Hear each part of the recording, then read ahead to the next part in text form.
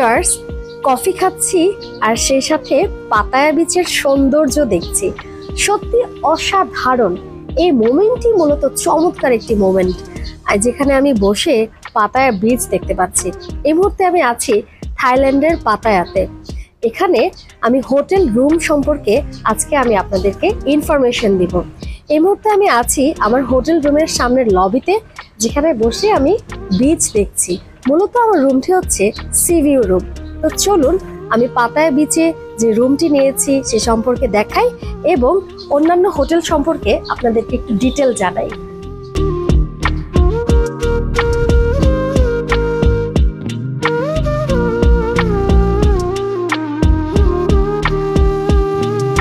Viewers, এই হচ্ছে আমার রুমের ব্যালকনি।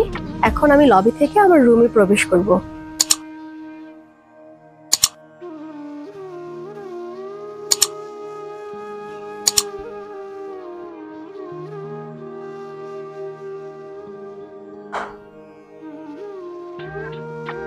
এই হচ্ছে আমার রুম। আমি রুমটা একটু বড় নিয়েছি। এখন তো আমরা কাপল একসাথে থাকি, তো সো থাইল্যান্ডে আমরা ঘুরতে এসেছি, দেশটিও দেখব। সব মিলিয়ে ভাবলাম একটু বড় রুম নেই। রুমটি আমার খুব পছন্দ হয়েছে, মূলত সি ভিউর কারণে। আর দেখতেই পাচ্ছেন আমার বেডটিও বড়, আর সেই সাথে এখানে চেয়ার টেবিল যা যা থাকার আছে। আমি আমার সি ভিউর যে মূল আকর্ষণ সেটা একটু দেখাই। এখানে বসেই আমি সি ভিউটা পুরোই পাই। এটা আমার রুমের ব্যালকনি। এখান থেকে আমি পাতায়া বিচ দেখি। মূলত আমার এই হোটেলটা ওয়াকিং স্ট্রিটের একেবারেই পাশে। এখান থেকে বের হয়ে আমি ওয়াকিং স্ট্রিটে চলে যেতে পারি। আমাকে খুব একটা হাঁটতেও হয় না, মাত্র 30 সেকেন্ড।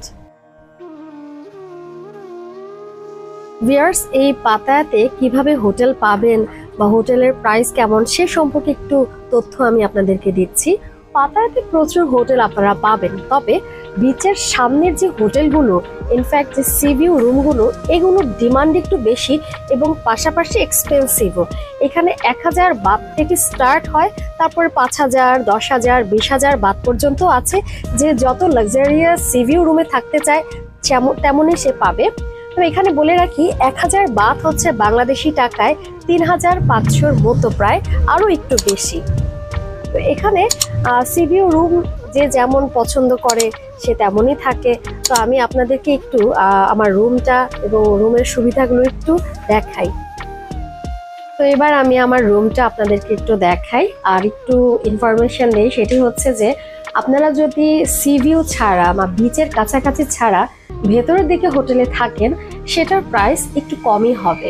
সেখানে পছন্দ করে আপনারা আপনাদের বাজেট অনুযায়ী হোটেল রুম পছন্দ করতে পারেন।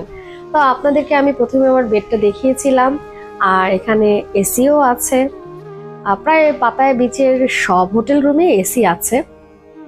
আর এ পাশটা আমি দেখাই, এখানে টেলিভিশন আছে, আর কমপ্লিমেন্টারি কফি, টি ব্যাগ, কেটলি আছে, আর নিচে ছোট্ট একটা ফ্রিজ আছে। এই ফ্রিজে আপনারা ঠান্ডা পানি রাখতে পারবেন। কমপ্লিমেন্টারি ওরা শ্যাম্পু, সোপ, কফি, টি ব্যাগ, ওয়াটার, টিস্যু এগুলো দিয়েছে। এখানে একটা আলমারি আছে, টেবিল আছে। এই হচ্ছে আমার মেইন দরজা।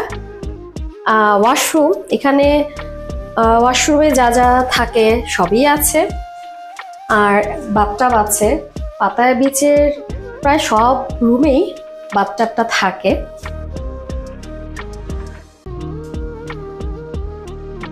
হেয়ার ড্রায়ারও ওয়াশরুমে থাকে। আমি যেহেতু এসেই আমার কসমেটিক্স গুলো নামিয়েছিলাম, এখানে রয়ে গেছে।